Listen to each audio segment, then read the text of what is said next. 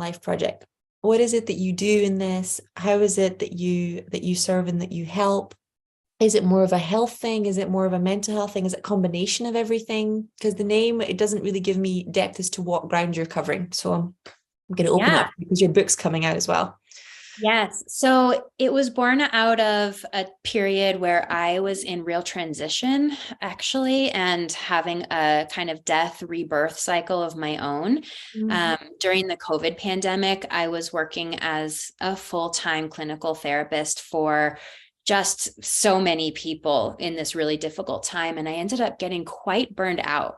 And instead of just pushing forward like society recommends, I stopped and I took a 5-month sabbatical from my private practice, which is kind of unheard of in the mental health field. It's not really a group of truly very healthy people because it's based on a Western medical model, right? Where you just keep going forever. And so I took that time and I really reflected on what I was doing that wasn't working for me. And it's similar to what you mentioned before with that wounded healer archetype of just taking on so much to try to transmute it and alchemize it, but at the cost of myself. So during that time that I was away from my practice, I became really clear about the offerings that I can give that are also healthy for me and the way that I can shine my light into the world that doesn't dim it. And so now I have a small clinical practice that's actually sort of getting smaller. And I'm moving more into the depth coaching realm of things that is more wellness oriented instead of pathology oriented. So I'm focusing on what's working for people. I'm focusing on helping to nurture and cultivate the inner light within people so that they can reach their full expression. And so it does have a mental health aspect. It has a deep psychological aspect that's really transformative. It has a spiritual component. It's very creative, not only through art, but through whatever creative expression feels aligned for each person. And that can look differently. And in some ways, we really have to get curious about what creativity looks like for different people because they're not sure. And maybe they're unaware that the gardening they've been doing is their creative pursuit, or their pull toward dance or music is the way they express creatively. So the Radiant Life Project is about helping people to look around their world, look around their psyche, and decide who they want to be in the world, and then activate that spark so that they can move forward with the intention of their highest good. And then it can ripple outward beyond them to the people that they love and care for, and hopefully create a meaningful impact in the community at large. It all starts with us, and then it goes outward from there. So the book, The Radiant Life Project, it's actually available for pre-sale now, which is so exciting. And it's essentially a how-to manual that is everything I know from my 15 years of therapy, as well as my personal journey of the last 20 plus years of my own therapy and inner work. And it's just a really accessible resource that doesn't cost very much money and doesn't require that you show up to an office or that you do it in any certain way. You can kind of pace yourself, and it is a huge download. It's a masterclass of inner work and personal growth that I'm just trying to gift to anyone who feels ready or inspired to step into this kind of work. We're going to put the links to everything underneath this, guys. So don't worry, the links to pre-order, or by then, I think we're definitely going to release this before her book comes out, but we'll switch it to the correct link at the appropriate time. Don't worry if you're listening to this in the future or on quantum levels, because I know some of you are probably up to that. Yeah, don't worry, everything's going to be underneath. Yeah, gosh, so you brought up a few incredible points there. So it's interesting how two hearts collide sometimes. So I had a very similar awakening at the beginning of COVID, because like you, I was doing a healing practice, but because in the UK, they shut the hospitals down, and people didn't have anywhere to go. I went from having a small practice to suddenly having one that there was no way for me to keep up. Everything was booked almost a year in advance. And that's when I shifted from one-to-one more into group work. because I was doing like small classes before, but it's also when there was an identity shift into other people have to do this, because with illness, it's progressive. So the longer they wait, the worse it gets. And you can't hurry someone on their health journey because someone else is waiting, right? So you need more practitioners. And that's when I was like, I can't hide anymore. I have to be more visible, which was such a crisis of authenticity in the middle of COVID, because here was the whole world going like, be afraid. And suddenly I was sitting there going, okay, I'm going to come out of the closet and be like, you're the power in your body. You can heal anything. And if we end up in jail, we end up in jail. And right there, right, it shows the past life trauma. I was like, okay, we're going to try, but we're going to see what happens. And then what threw me into exactly the point that you're describing, where the burnout had the potential, was I found out I was 16 weeks pregnant with my son. And I was like, okay, I can no longer put my health on the altar or put my like my light on the altar, because I won't just burn me out. There won't be anything left for him. And gosh, I'd say it's still not easy. Authenticity requires boundaries, right? Really loving and strong boundaries. And in a world that still really expects, particularly young women, to please, you do get challenged on it a lot. But when you have your core values, it gives you a strong spine. Mm-hmm. And otherwise, I think when you start quantum jumping, I didn't know that's what it was called when I was younger. But one of the reasons I became a medical intuitive is because the more I got into my own healing journey, one of the things that happened long after I'd healed my autoimmune disease was that when I started looking into the future and speaking to my future self, is that my future self would tell me, change this so that you don't have arthritis, change this so that you don't develop Alzheimer's, change this so there's no risk of heart disease. And I started making changes now so that I wouldn't have to go through that later on. And people go, well, you're healthy. And it's like, yeah, but it's not a superficial thing. It's not about looking good. It's about sustainable long-term quality of life. Mm-hmm. Right? I'm not going to steal from my future self because of some trauma I'm having in the moment. I'm going to be present with the pain instead. And that was, that presence that you're describing, and that courage to be authentic when there's so much pressure to follow one way, right? It's a very vulnerable thing. Absolutely. It was interesting too, because when I announced my sabbatical, there were all kinds of responses that people had, because I was mirroring something to them about themselves, that either some people said, I wish I could do that. I admire this. I feel stuck and I don't know how, but I admire it. Other people had a response like, how dare you not do this work at your own expense? How dare you stop? And then there were certain clients who felt really abandoned, and there were, all of these different responses. And so it was really powerful for me to remain anchored in myself and in the knowing that I entered my sabbatical with really high integrity, with the way I closed with all my clients, with the way that I communicated this to my community. I felt in real alignment. And then I was able to just allow all of the projections, any energy that was not mine, I was able to just let it run off of me so that I could be really clear about who I am in this vantage point. And I am not the same healer I was when I started my therapy practice. So it makes sense that I would need to create a new version of my healing offerings that's in alignment with who I am now, not who I was then. And it's possible that in the future, I may have to pivot again and realign in a new way. And holding an open mindset allows me to serve better, because if I'm constantly serving from an honest and resourced and passionate place, then I help better. Whereas when I'm serving from an obligatory or burned out or exhausted place, the help that I'm giving may not be as accessible, it may not be as genuine, and energetically, it probably doesn't do as much. So it's wasting everyone's time. So I think for people can feel it as well. Yeah. There's a resonance to that. And I think you also attract people, like you said, who are in that space where they can't really give their all either, because you're in a place where you can't give your all too. So it's really deep thing.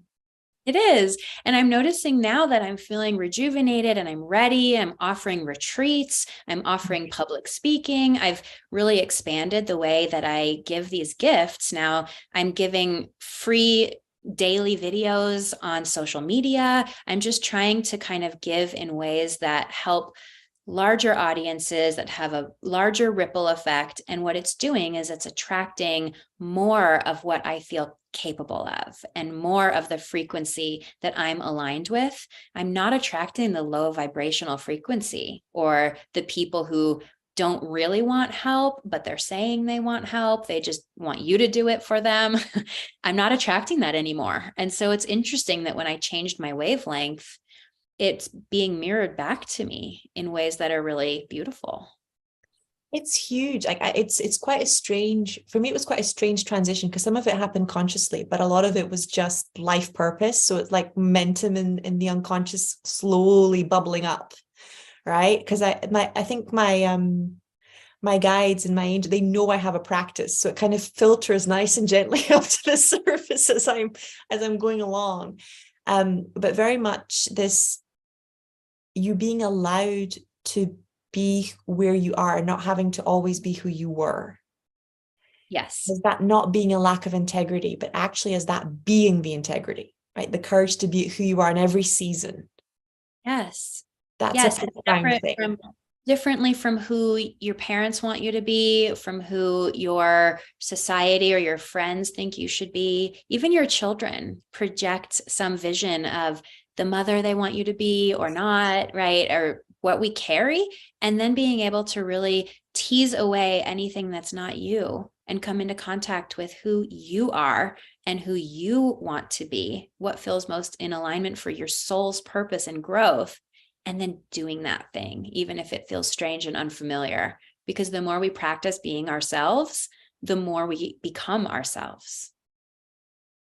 And sometimes, like what I is particular, like this is going to take us beautifully into your book on authentic mothering, because one of the things I realized after I became a mom was that I had to get to know who I was.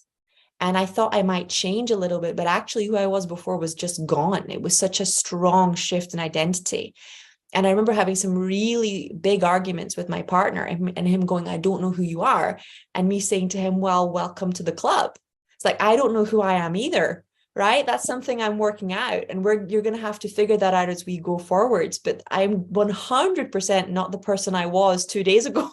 So we're going to have to navigate this. And I think that was a shock to him as much as it was a shock to me. Mm-hmm. You know, that sometimes it's gradual, but sometimes it's like, bye, and that's it. There's nothing like a new baby to really show you how many areas you still have left to work on and point out the areas of growth and also instigate really big change. A baby creates a before and after experience where you can't go back. There's no return. It's forward only. And I mean, the truth is, it's only ever forward only on any journey we're on. There is no going back, but having a new baby makes that abundantly clear. And I love to tell the new moms that I work with, when you birth your baby, you birth yourself as a mother. And so you are growing and changing and learning right alongside your baby in ways that you've never been able to do before and you can't prepare for. You have no idea what it's going to feel like until you're there, and the challenges might feel harder. You might feel more capable of them. Everyone has such a different response, but you are rebirthed in that moment. And so is your partner, and so is your marriage, so is your family unit. It's a real time of transition where there was a then, and then there is a now, and they're quite different. And every child is so different as well. You know, they bring their own energy. It's such a force of, you know, such a force of nature that it's not generally, this is why I believe in support on the parenting journey, but there's no one that can tell you with your kid, with that particular soul alignment or guidance, there's a huge amount of intuition involved. Yes. You know, That's why I call it the authentic mother. I learned this with my two children. I have a 7 and a 9-year-old, and they are so very different from each other. And it's really interesting that I can't parent them the same way. And I'm the same mom, but I'm two different iterations of mom for each of them, depending on what they need and how they've shown up in their world with their soul's purpose. And I don't really know the role that I play in their soul's journey, but I trust that they're learning from me in the same way that I'm learning from them. And we have some agreement to do this together. And so we're going to provide each other with the spiritual lessons that we all need in order to grow and in order to experience this life that we're sharing. I had so much on an unconscious level because I had really deep beliefs that I thought I was prepared for a girl. Not so much that I wanted one, but I felt like I would know how to help her become fully expressed as a woman. And then when I found out that I was going to have a little boy, I had this insane expansion. And even the colors I wore changed. And the energy was like so huge. And these spiritual books that because I'm an avid reader and like a podcaster, and like you, I love doing retreats and I love exploring. And I am a deep person, but the level of depth that my son took me to made the work that I'd done on the masculine look like child's play.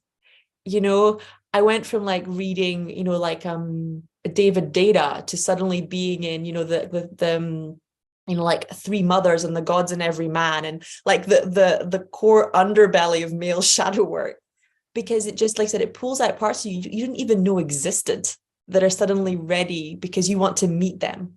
You want to really meet them.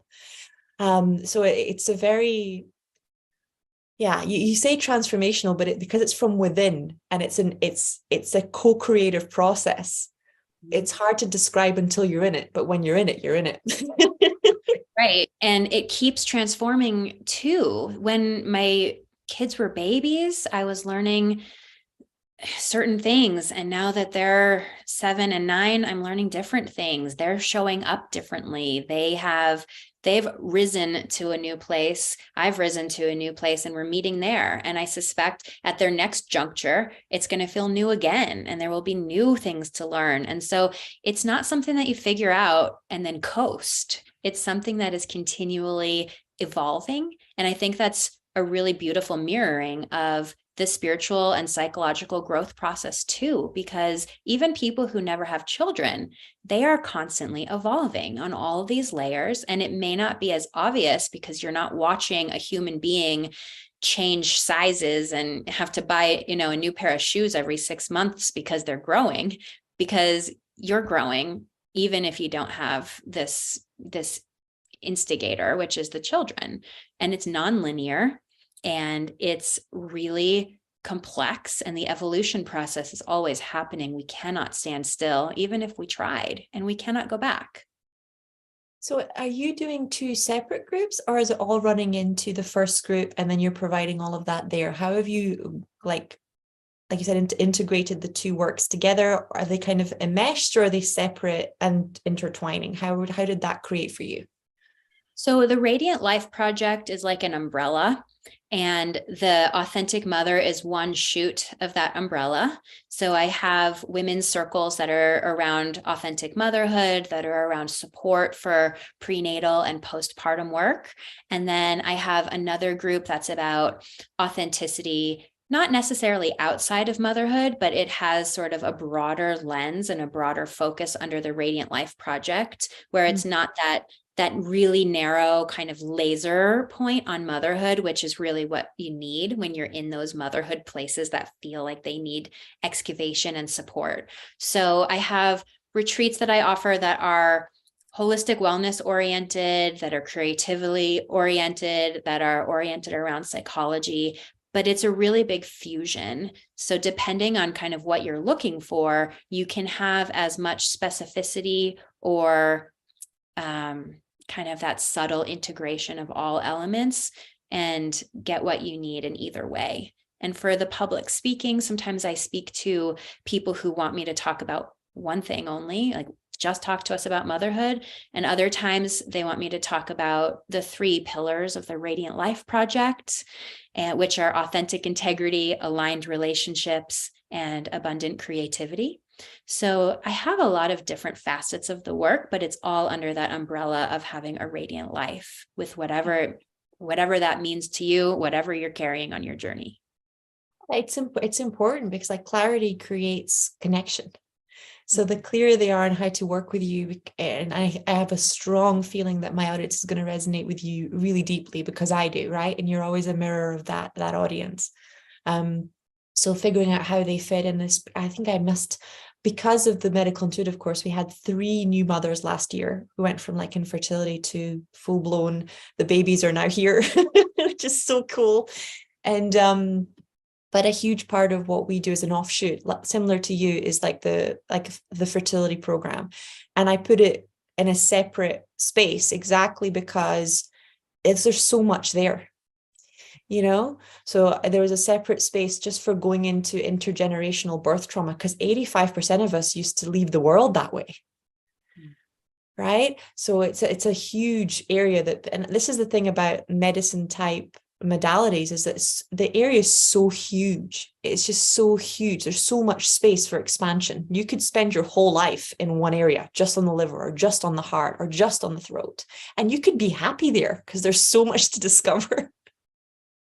Right? So I hear you, and I feel such deep happiness when you talk about umbrellas. You know, because your body's an umbrella, right? It puts all the organs together and it's like a nice covering.